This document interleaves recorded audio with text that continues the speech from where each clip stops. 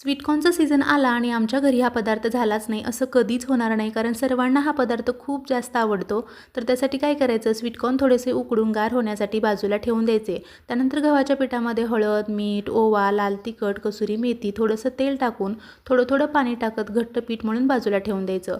उकडून गार केलेले कॉर्न मिक्सरमध्ये जाडसर वाटून घ्यायचे. त्यामध्ये चवीनुसार मीठ, धनेपूड, आमचूर पावडर, लाल तिखट, हळद, बारीक चिरलेला कांदा, कोथिंबीर टाकून व्यवस्थित मिक्स करून घ्यायचं.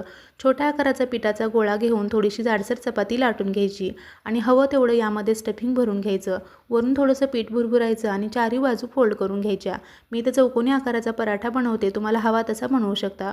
वरून थोडंसं कोरडं पीठ लावून हलक्या हाताने थोडासा पराठा पसरवून घ्यायचा. तवा छान गरम झाला की तूप लावून दोन्ही साईडनी मस्त असा खमंग खरपूस पराठा भाजून घ्यायचा. चवीला अप्रतिम लागतो, मस्त गुबगुबीत खुसखुशीत हा पराठा तयार होतो.